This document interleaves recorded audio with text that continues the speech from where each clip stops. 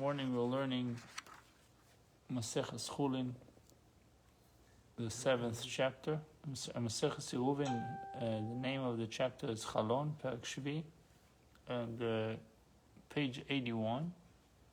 Start from the top. Yesterday we learned a Mishnah that any food may be used to make an eruv or shituf, except water and salt.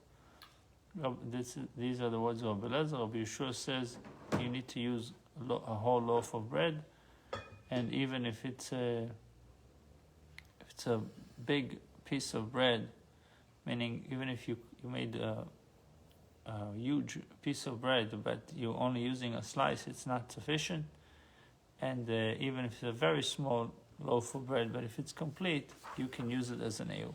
So the Gemara says, Tanina Chadal Zimna. We learned this ruling in a Mishnah once before. Bakol ma'arvin u'mishtatfin, we may make an eruv or shituf with all types of food, chutz min al-mayim ve'melach, except water and salt. Amar Rabba la'pukim de Rabbi Yeshua.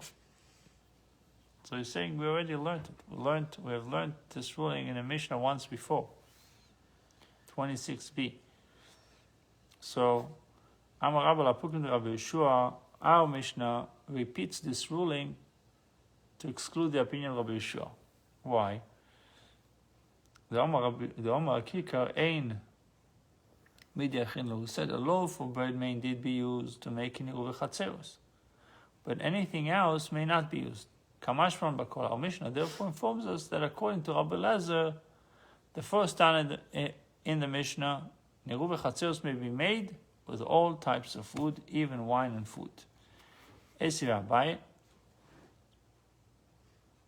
challenges Rabbi's explanation of the following Baita Bakol Ma'arvi Eruv Chatzeros. We may make Eruv Chatzeros with all types of food. Vakol Mishtaf Shituf Mevois, and we make Shituf Mevois with all types of food, bread, wine, or food. V'lo Yom will overpass, and the sages said that an Eruv must be made with bread. Ela b'chotzer, but only in reference to a chotzer. A shituf, however, may be made with other types of food. Man shomatlei da'amar pas ein. Who did you hear saying that bread may indeed be used to make an eruv chatzeros? Midyachin aloi, but anything else may not be used. Rabbi Yeshua. It's clearly the opinion of Rabbi Yeshua, because Soni Bakoil, but yet it was taught in a Braita. Eruv chatzeros may be used, may be made with all types of food. So we must therefore conclude that although the Braisa states all types of food, it actually means all types of bread. Say too that Rabbi Menashe's ruling in our Mishnah allows all types of bread for eruv chatzeros, but no other food similar to the Braisa.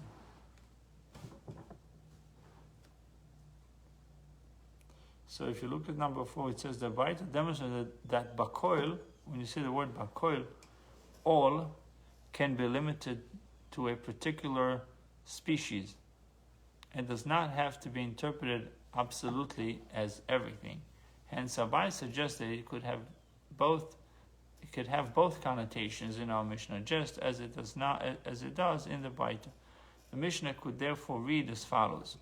With all types of bread, we may make eruv chatzeros, any kind of bread. And with all types of food, we may make shituf mevois, except with water and salt. According to this rendition of the Mishnah, there is no refutation to the opinion of Rav Yehuda that eruv chatzeros must be made with bread. The first Tana concurs in that the Gemara presently discusses the nature of their dispute. So when you say bakol, could mean that with all kinds of bread, not everything, just all different kinds of bread.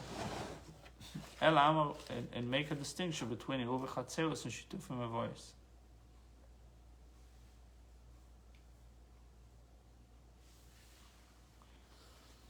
So seemingly over here, shituf mevois is a little bit more lenient. You can use everything, and when it comes to eruv chatzeros, you should use bread.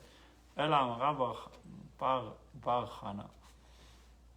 Our Mishnah repeats itself to exclude the opinion of Yeshua. The Omar Shleimo en pusale. That he said,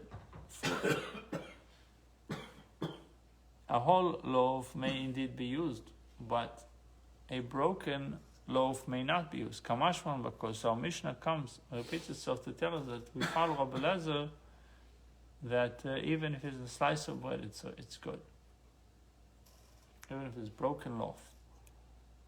Broken loaf of bread would be sufficient. Fusa my tamalus. One second, but what's his reasoning? Why does he say that a pusa, a broken loaf, is not good? Amar Rabbi Yossi ben Shol, Amar Rabbi. Rabbi Yossi is the son of Shol, said in the name of Rabbi Mishum Eva, because of ill will. What is ill will? The residents who contributed complete loaves might complain against those who contributed only broken loaves. So why am I bringing a whole loaf of bread and you're bringing a little bit or one slice? Rabbi Yeshua ruled that everyone must contribute complete loaves. If all the residents contributed broken loaves of bread, now you don't have the concern that people will complain. Perhaps the situation will revert to its problematic state. What does it mean? If we permit the use of broken loaves in this case, it might become an accepted practice even when others donate complete loaves. So if people would donate complete loaves, they will cut them into slices. Maharami Rothenberg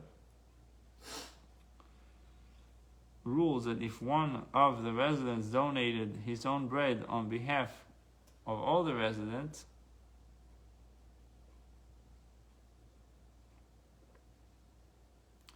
he may use broken loaves for the Eruv. Since there are no other contributors, this arrangement cannot develop into a precedent for unequal contributions. Maharam's ruling is accepted as halacha. Erachaim is a genius. Only him.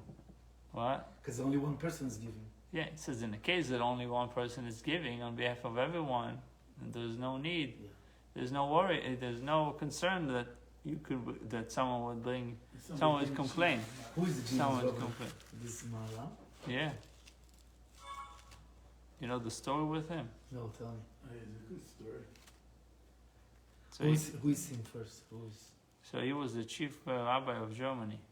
Okay. And those days they used to capture Jews and they say, if you want to be released, you pay money. So they purposely were going after the leaders because there's people would pay more money. So they put him in jail, and people collected a lot of money to release him from jail. So he said he doesn't want. Want to stay in jail? He wants to stay in jail because if you release me, then they'll do it again. Yeah. So he didn't want it. He stayed in jail his whole life. Wow. But one thing bothered him: he didn't have a Sefer Torah. So he used to cry every night. He wanted a Sefer Torah to read. So he said one morning he gets up, he sees a Sefer Torah in his room. So he said it's got to be from heaven. But the Sefer Torah showed up in his room. So he copied the Sefer Torah that he saw in his room. He started copying from it. So he wrote another Sefer Torah. From the Sefer Torah, he wrote another one. When he finished writing it, the Sefer Torah disappeared. Wow. So it says that before he died, the jail was on a river. Like from the window of the jail, you could see there's water. So he wrapped the Sefer Torah in bags, and he said that it should go to the community or whatever. He put it down the window, and Jews later found the Sefer Torah. They didn't even want to release. I think they didn't release his body also for many years. They were so upset that they couldn't make money. He passed away in jail, and they didn't want to give him a Jewish burial only after. But one of the Chabad Rebbeim, I believe it was the Rebbe Rayat, who said he went to a synagogue in Prague, and they still use the Sefer Torah like once a year. That he wrote? That he wrote, yeah. Wow. Yeah, they say that the Sefer Torah that he received was the 13th Sefer Torah that Moshe Rabbeinu wrote. Wow. It says so. Wow. Interesting that in that Sefer Torah, I believe it's Parshas.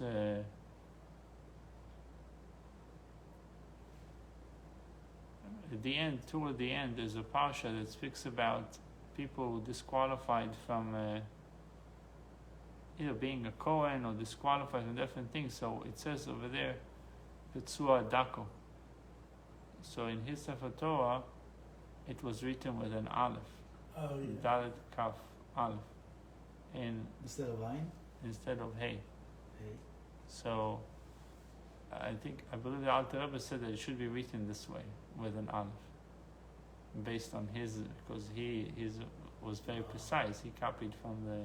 Wow. What year did this happen? About 1300. Oh, Yeah. a long time ago. Yeah. Anyway, I learned with one of his descendants for a little while. He was an old guy. He was a Rav. And had lost. Wow.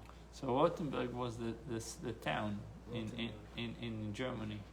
I guess the city or the place. Wow. So Amar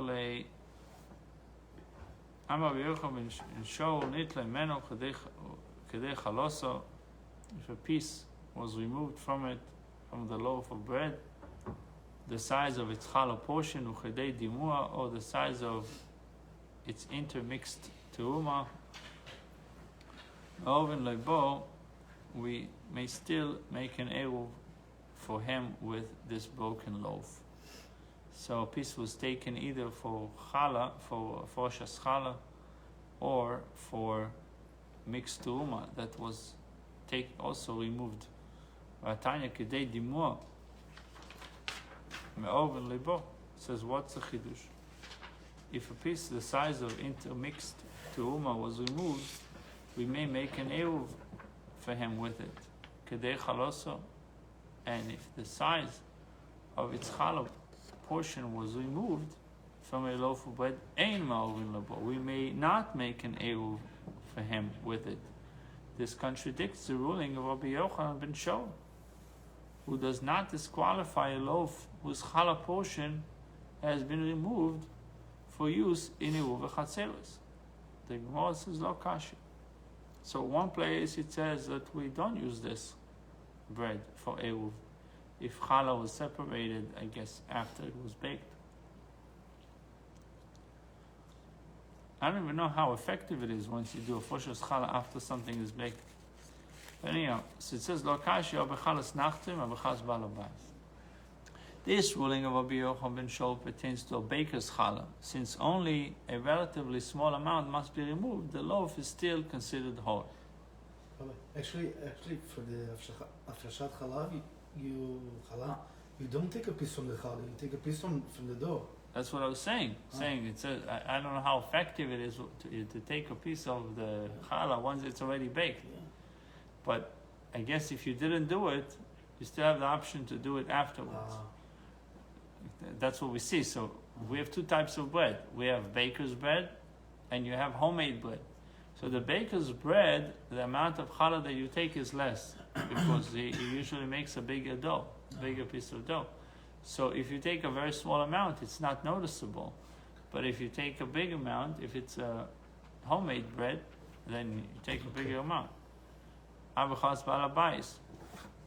This ruling of the Baisa pertains to a householder challah, homemade challah. Since his challah portion is proportionately greater, the remaining loaf is not considered whole. Etna, shiur challah, echod mesrim arba. The measure of challah is 1/24 of the portion dough. 1/24 of the portion dough. One who makes dough for himself, or dough for his son's wedding party. Echod mesrim arba. The required measure is 1/24 of the dough. Nachtom, a baker is making bread to sell at the market,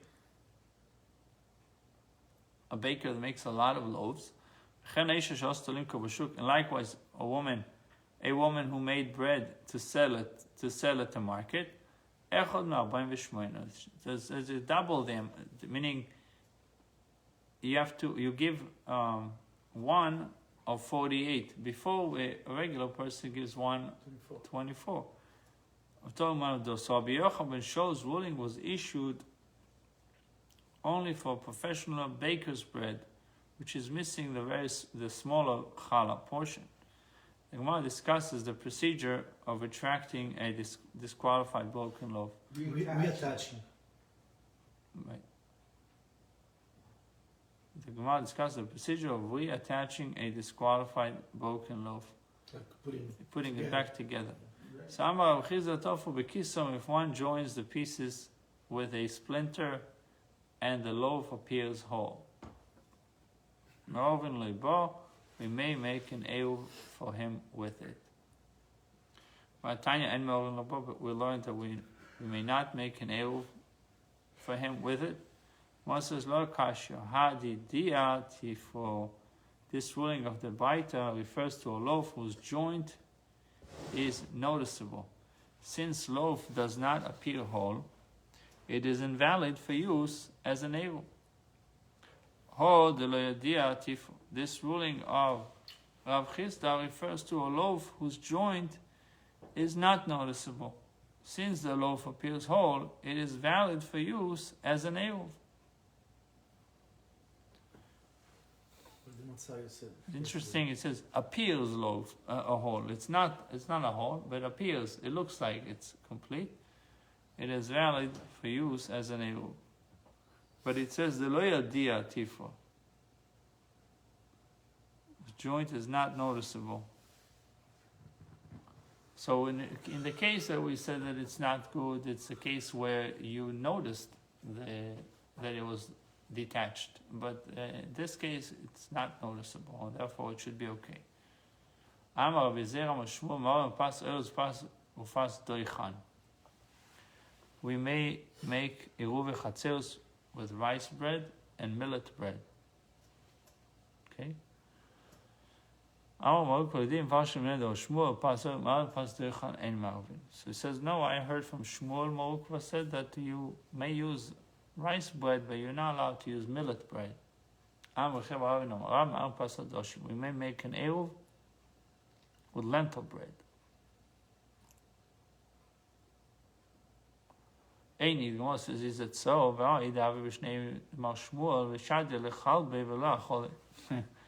says lentil bread was made in the years of the master Shmuel, and even the dog didn't want to eat it. It doesn't sound good. Threw it to his dog, and the dog did not eat it. Such unappetizing bread certainly should not be valid for use of an eruv. When in the laws of Pesach it says that you have to nullify the chametz, it said it should not even be good for a dog to eat. That loaf was made from other varieties of flour as well. So it's kind of bad mixture. Therefore it was very inferior. The chtiv, v'ato kach lecho chitin, wheat, seorim, take for yourself wheat, barley, ufoil. What is foil? Beans. And then adoshim, lentil, doichan, millet, and kusmim, spelt. Different kinds of grains, creating different kinds of flour. What is the best flour? Is wheat flour is the most superior, right? I think the oimer was from a very special barley flour. But in general, fine flour, it says solet in the Torah. Today, solet translates to simula. Like baby food. Yeah. Similac. Right. No, I know what you're talking about. Not Similac. In Portuguese, it's similar. Yeah. So when the Torah uses the word solid, it refers to fine flour. So it's sifted many times, and it's very high quality wheat, and so on. Anyhow, so the Gemara says, so he says, Yechezkel was instructed to bake a very inferior loaf of bread from this mixture. For this episode, we may surmise that such a mixture of flours is invalid for use as an eruv, but that a loaf of plain lentil bread is valid. So he said the reason why the dog didn't want to eat it was a mixture of a bunch of grains together. That bread was roasted over dried human feces, so that's why it was disgusting. And the mixture, you should bake it with human feces before their eyes. Okay, well, this is a written Yechezkel.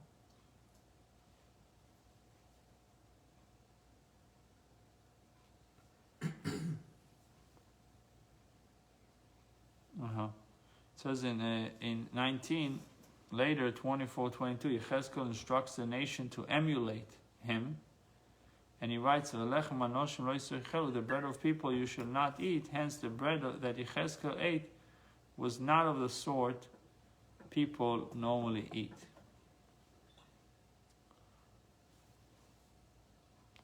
What does the first part of the verse, "and you should eat it as a loaf of barley"? What does it mean?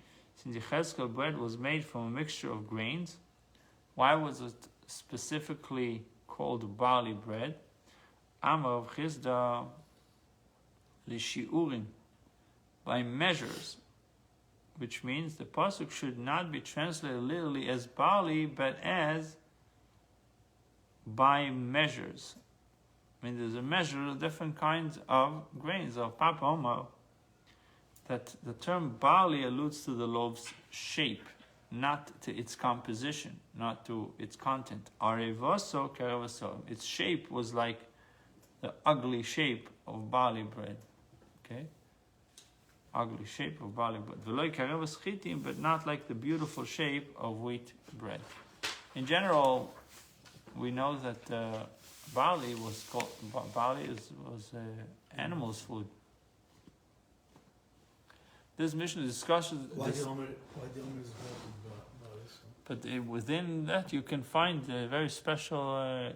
There's high quality within everything, so they would bring the higher quality one.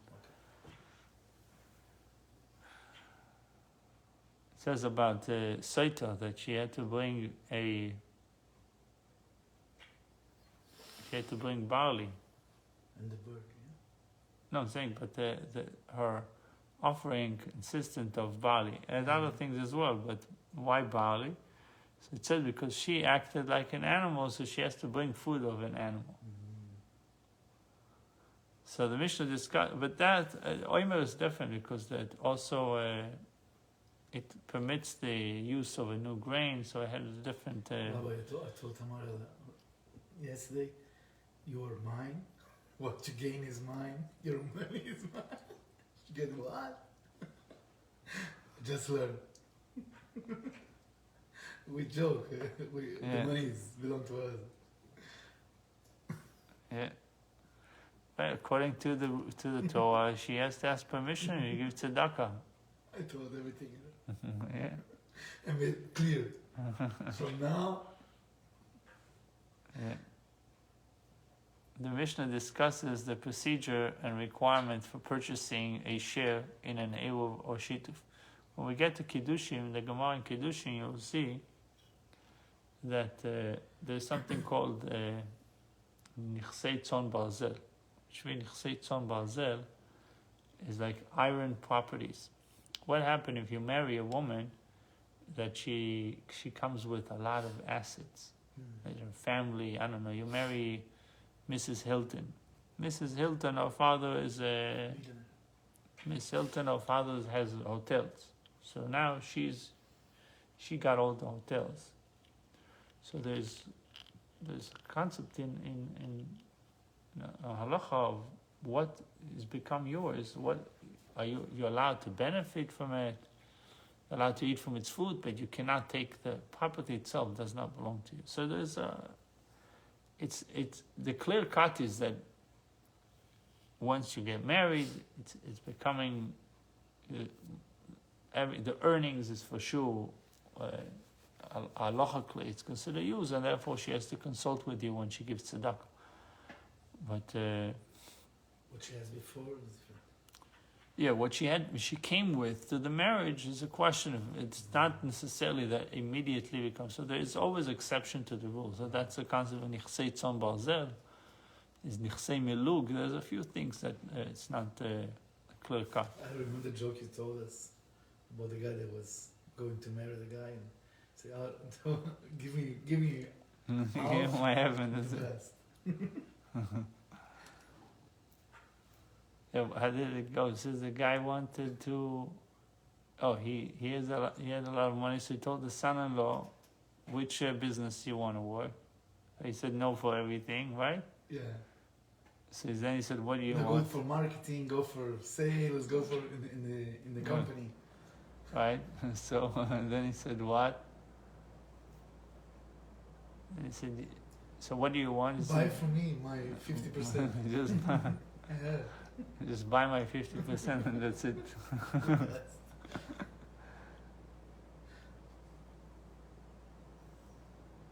So the Mishnah discusses the procedure and requirements for purchasing a share in an eruv or shituf.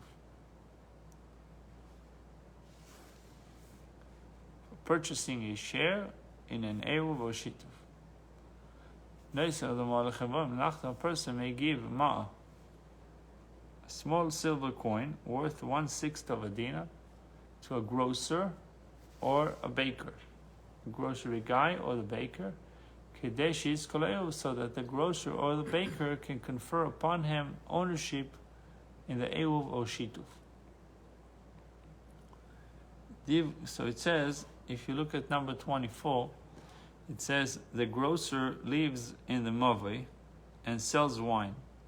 Okay, he's a grocery, there's a liquor store, he sells wine, which may be used for a shituf. The wine can be used for a shituf. The baker lives in the chotzer and sells loaves of bread, which may be used for an eruv. Right? This person pays a grocer or baker in advance for foodstuffs to be contributed to the shituf or eruv on his behalf. Although he does not actually take possession of the item he has paid for, he can stipulate that when the shituf collection is made and the resident of the mavoi approach the grocer to buy food for the shituf, that the grocer should give them a portion on his behalf. So that's like being ahead of the game, so to speak. Like he comes, if you are the baker, and I'm saying, okay, the bread would cost X amount, so I'm already paying you, I'm not taking the bread. Because they say, okay, you're going to give it to them so they can use it for their.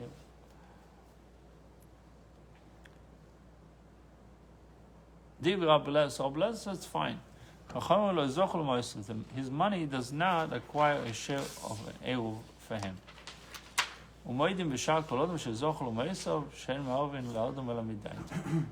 The sages agree with Rabbi Menashe that in regard to other people who are not merchants, to whom a resident gave money with which to acquire for him a portion of the eruv, that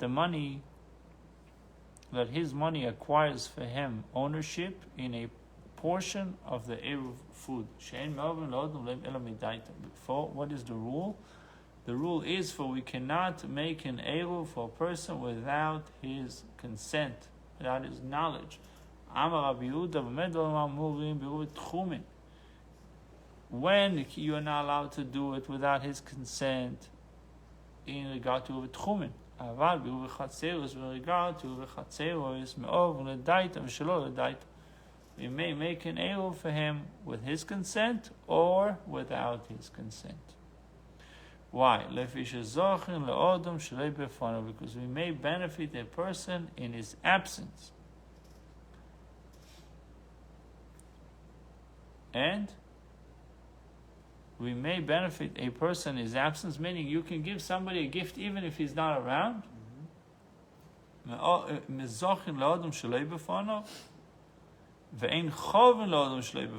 we may not disadvantage a person except in his presence and with his consent. This Eruv Tchumim is like the case of yesterday that the mom did for her daughter, and she was not there. She went to. Wait, Eruv Tchumin is to get extension, right? To get extension of 2,000 amot. But she came back, and the mom did for her, and she was not. She was Right. So I think this is. Yeah, that was an interesting case. Without her consent, she didn't know. So we asked the question whether it was her food that was used, or it was the mother's food, and the conclusion was that it was the mother's food that was used. The mother, whoever did the eruv, her behalf. But you're right.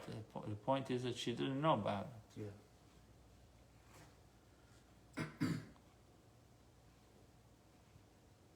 So the Gemara questions the opinion of Rabbi Lezer, who rules in the Mishnah that with payment to a merchant, one acquires a share in an eruv. My time, the Rabbi Lezer halei moshach. He didn't do mashicha. He didn't pull. He didn't pull the food. He didn't do the kinyan. He didn't pull it into his possession. And payment alone is not a valid means of acquiring ownership. So Rabbi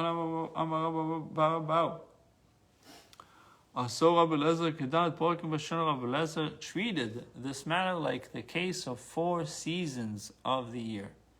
What does it mean? Just as a monetary payment completes the acquisition, in that case, so it completes the acquisition of the eruv food. Even in real estate, when is the house bought or sold? Funds. When the money was transferred. Money was transferred, money was given to the buyer, You don't have to do the money was given to the seller, the house is yours. That's it, too late. He can't change his mind now. You know what? There is a problem here when you. Can I say something? Real estate. There is a problem. I spoke yesterday with a lawyer. If you buy something and the seller doesn't want to sell anymore, it's a problem. Even if he signed a contract. If you give up to sell, that's it. You can process him, but it costs you a lot of money, and it's not. He's right. The guy changes his mind, and even if it's signed, you can sue him, and it's going to be difficult. Yeah, it's a problem. But sometimes it's worth it. If there's enough profit, then it's worth suing. To go for a process. Yeah. But in the same way, you, the buyer, if you give up, you lose the. Not all the time. You can say that it was contingent to inspection, and the inspection didn't come out good, and there's many ways. After 30 days, for example, if it takes too long, you lose your money. The deposit, yeah. So it's not fair. One side is. Yeah, the seller always has the upper hand. Seller has the upper hand.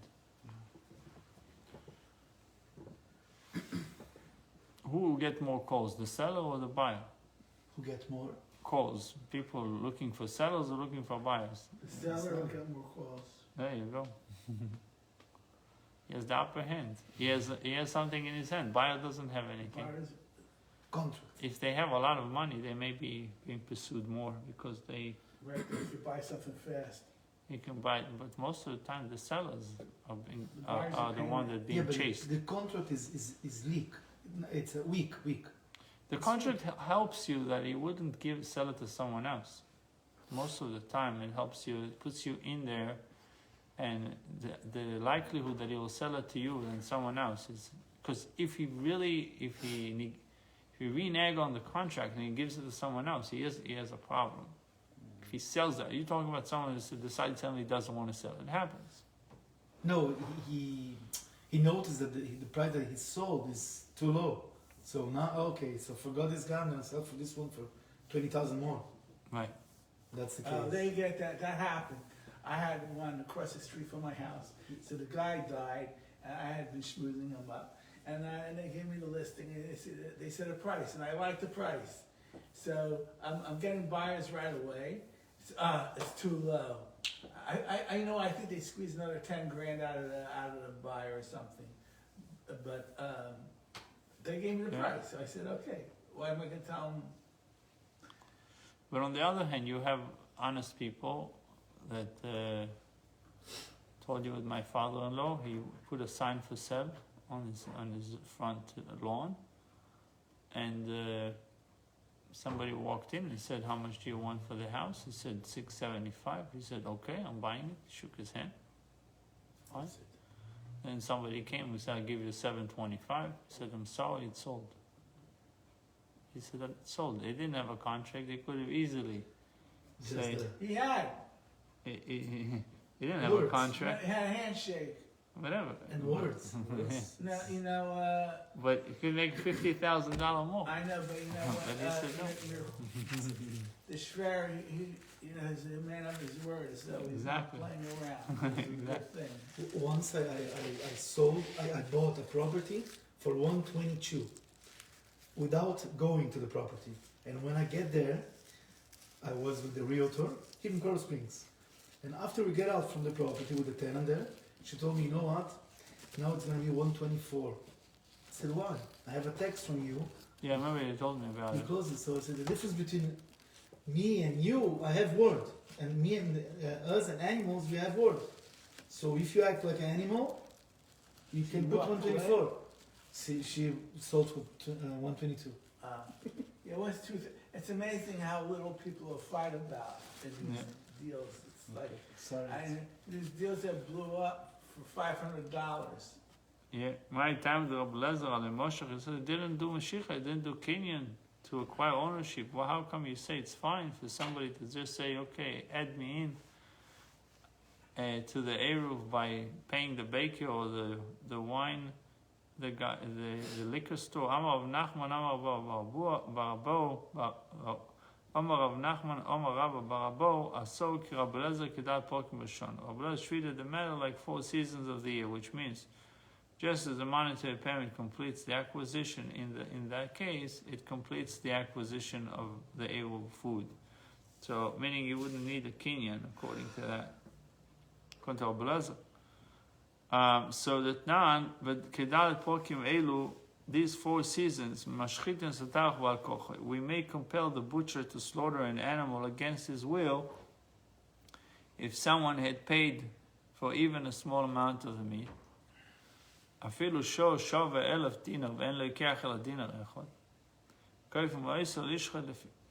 We compel him to slaughter, we force, even if the bull is worth 1,000 dinars and the customer had paid only for dinar worth, we compel the butcher to slaughter the animal to provide the meat. Therefore, if he dies before being slaughtered and a loss is sustained, he dies for the customer, he loses the money. Very interesting case. Back in the day, the way they would sell meat was, let's say I'm a butcher, so I bought a cow or a bull. A bull has 1,000 pounds. So before I shech the animal, there was no refrigeration, freezers. So I went to potential clients and I said, "Do you like to buy meat?" So you say to me, "Yes, I'm going to buy from you X amount of meat." You're not buying the whole cow. You're buying, let's say, $100 worth of meat. And go to him, he buys $100 worth of meat. For some reason, I'm unable to get more clients. So when you paid me 100, you paid me 100. You want a piece of the meat, right? You can force me to shecht it and provide you the meat. You can say, "I don't want to wait until you find all the customers for all the meat. If I told you the meat will be delivered in 2 weeks, now I have to deliver the meat, whether I found clients or not." So that means then I'm going to lose from this transaction because I don't know what to do with the rest of the meat. How much I can eat? How much can I have for myself? If there was no way to store it, and even if you store it, the value is not the same as fresh meat. So that's what it means. And even a bull is worth 1,000 dinars, and a customer paid for only 1 dinar worth of meat before Yom Tov. Now I want the meat for Yom Tov. I'm saying you guys want the meat for Yom Tov. We don't want to wait for the next Yom Tov. We want it. We compel him, we force him to slaughter the animal, to provide the meat. Therefore, if it dies before being slaughtered, and a loss is sustained, he dies for the customer. Who dies? The slaughter? Meaning, meaning it works. What it means like this. It's not you as a customer have the power to force me, okay? To shecht it so you'll have meat on Yom Tov. Okay. On the other hand, if the animal died, you lost your money. I gave you the dinar already. And I didn't deliver the meat. And I was going to shecht it, and boom, I was going to shecht it. And now it's I was going to shecht it. right. And the animal died before I had a chance to shecht Now it. it's treifus out. It's finished. Why you don't have to? But that's not the point. That's not the point that the animal become treifus. No, I lost my dinar. That's it. Right. So Why? it works both ways. Why you don't have to return this so dinner? you have a power to make me shecht it. That means that your dinar is part of the animal is already yours. So if part of the animal is already yours, so you lost part. When it dies, you lost part of the animal. And that's why you can compel me to slaughter the animal, because it's yours. So what's the point they're trying to make? That if I come to the baker and I tell the baker, here's money and I want to have a piece of bread for the Eruv, and I didn't take the money, it's already this is the reasoning of Rabbi Elazar. That's how Rabbi Elazar explained his reasoning. Wow. The Gemara says, why is it? Now the Gemara asks the question that you asked. Why don't I have to give back the money? The Gemara says, Alei Moshach. He did not do Meshicha. He did not do Kinyan. So it's not really his. So if it's not his, I should give back the money. Amar Avuna Beshem Moshach. So we're dealing with a case where he pulled the animal into his possession, therefore acquired ownership of his portion, and must sustain the loss. Or, if so, explain the end of the Mishnah. The Mishnah says that on the other days of the year, if it is not so, the butcher may not return the money and not slaughter the animal. I guess only for Yom Tov you can compel him to. Or Shabbat. Therefore, if it dies before being slaughtered, it dies for the seller. He must refund the money. Amai. Why is it so? According to Avuna Moshach, if he pulled the animal into his possession and thereby acquired the ownership of his portion, therefore if the animal dies, why should the loss not accrue to the customer? So the Gemara therefore modifies its interpretation of the Mishnah. Actually, he did not pull the animal into his possession. Here in the Mishnah, with what are we dealing with? With what are we dealing? With a case in which the butcher passed on the ownership upon the customer through another party. It says in 12, the butcher gave someone else the animal and instructed him to acquire ownership of the dinar's worth of meat for his customer. So someone else made the kinyan on behalf of the customer. However, the customer did not appoint the third party as his agent. The butcher appointed, not the buyer, not the customer. Yeah. Therefore, the Gemara explained that the conferral of ownership is valid only if the customer benefits absolutely from the acquisition. Bedaled prokim elu dischus uloi. So the Gemara says, at these 4 seasons of the year, when it is unmitigated benefit for him to purchase meat, we may benefit in his absence, and the acquisition is valid. Therefore, if the animal dies, the customer loses his money. On the other days of the year, not the 4 seasons, where when it is disadvantageous to him to purchase the meat, or disadvantageous to him to purchase meat, we may disadvantage him only in his presence and with his consent. You cannot disadvantage somebody not in his presence or without his consent.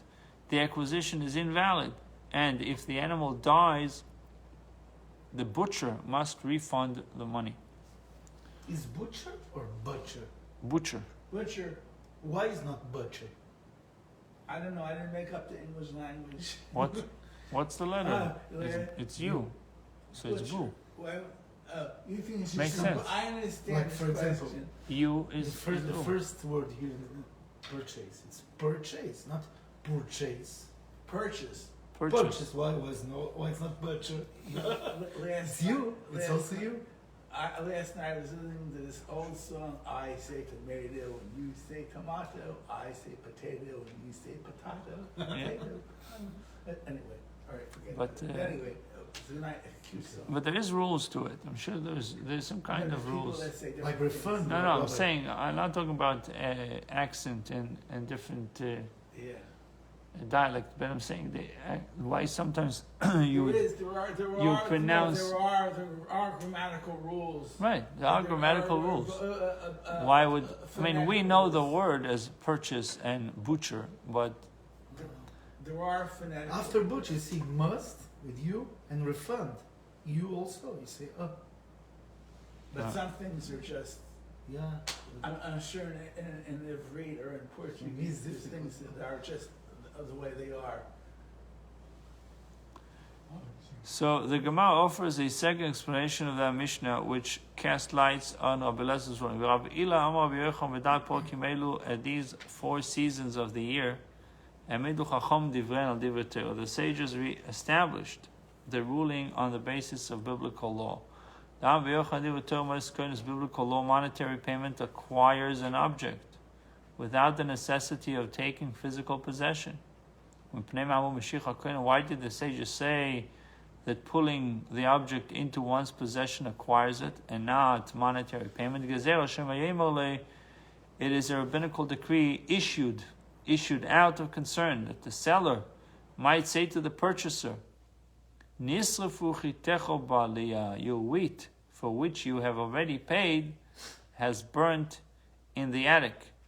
If the buyer acquires his purchase with mere payment, the seller will have no incentive to save it from fire. Therefore, the sages decreed that one must take physical possession of the goods in order to acquire ownership, so that the seller will safeguard the goods until their delivery. So if you have a warehouse and somebody says to you, I want you to send me a container, and he pays you for the container, you still have to watch this container until it's delivered to him. Because if you say, well, I shipped the container, but it got robbed on the way, he says, I'm sorry, you did not deliver it to me. Give me back the money. If you delivered it to him and the next day there was a fire and whatever, and it was stolen from the buyer's warehouse, fine. You have no responsibility. But the rabbis made this takana that you need to have, it needs to be in your possession to complete the purchase, because otherwise I can come to you and say, okay, I want to buy 1,000 pounds of wheat, and you say fine, and I pay, and there's a fire. You say, I don't care, you paid me already. I have the money. I have the money, you paid me already. So this way you will care, you'll want to protect it to make sure that you can keep the money and you can deliver the goods. Actually, you have to take more care of things that it's not yours. In a way, yeah.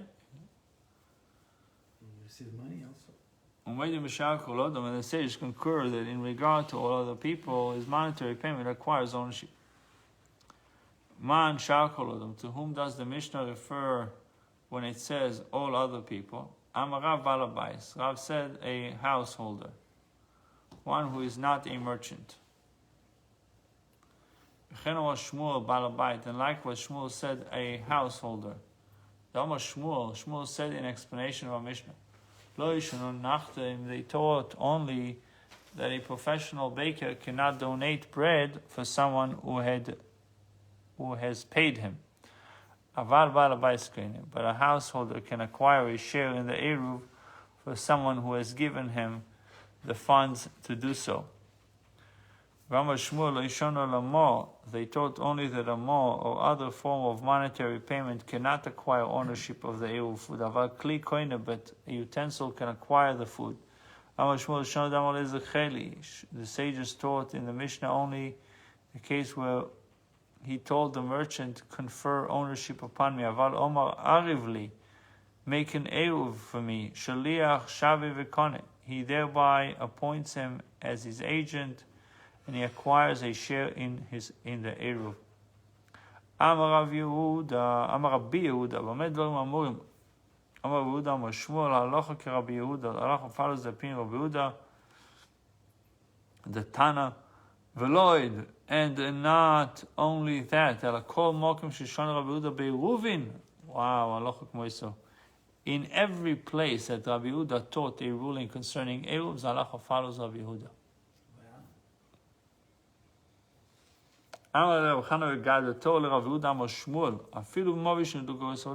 Even in the case of a Movi, whose Koyra, the cross beam, or the Lechi, the 10-foot beam, were removed on the Shabbos, Rabbi Yehuda ruled in this case that the Movi was valid for the duration of the Shabbos. Rabbi Yossi disagreed. So even in this case, halacha would follow Rabbi Yehuda.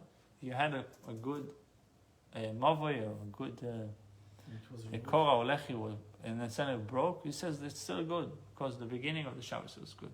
So the question if the halacha, even in this case, will be like him. I said to you, Beruvin, the halacha accords with Rabbi Yehuda only in matters relating to eruvs, velo mechitza, not in matters relating to partitions. Koiro and Lechi, it has to do with partitions. Therefore, in the case of Lechi or Koiro that was removed on Shabbos, the halacha does not necessarily follow Rabbi Yehuda's view. When you say halacha follows A or B, it means that right away that there was a machloket. What was the machloket? What was the dispute? Rabbi Levi said, every place that Rabbi Yehuda said, a mosai ubame, when or regarding what? He uses these two words, either a mosai or the word bame, as an introduction to his ruling. Ben Mishnah Seinu Mishnah Eino Lefosh Divrei Chachamim. If he used a mosai or bame, he comes to only explain the previously recorded opinion of the sages. If so, Rabbi Yehuda does not dispute with the sages of our Mishnah. Why then does Shmuel imply that a controversy exists? The Gemara asked rhetorically, "V'lei pligi," and they do not argue. But we have learned in the Mishnah, if more residents were added to them, to the original resident, so that the shitu food is not enough for all the residents, one may add his own food to reach the required amount and confer ownership upon the new resident. But he must notify them and solicit their approval. In that Mishnah, the sages clearly state that the new resident must consent to being included in the Eruv, in contrast with Rabbi Yehuda's opinion in our Mishnah that no consent is required. Also, there, the Mishnah refers to a case of a chotzer that is between two mevoyas. Since the new residents may join in a shituf with either mavoi, they can choose which mavoi they want to be part of, but not with both. Rabbi Yehuda agrees that their consent is required. They need to know, they need to say which one they are interested. The Gemara says a different proof of Rabbi Yehuda and the sages. And the sages disagree. ואמר רב שיזי אמר רב חיסדא, זה אומר חלוקים על חבר על רבי יהודה. Mishnah proves that Rabbi Yehuda colleagues disagreed with him. Rabbi Chizdeh states explicitly that Rabbi Yehuda and the sages disagree. The Gemara answers, Ella, Gabo Agavo Karomis, Mar Savar Plegei, Umar Savar Loi Plegei. Are you contrasting one man, Rabbi Yeshua ben Levi, with another man, Shmuel? One master, Shmuel, holds Rabbi Yehuda and the sages disagree. Therefore, it was necessary for Shmuel to rule in their dispute. Umar Savar Loi Plegei, and the other master, Rabbi Yeshua ben Levi, holds that they do not disagree. Bruch mit dir, wir wollen Halacha. See?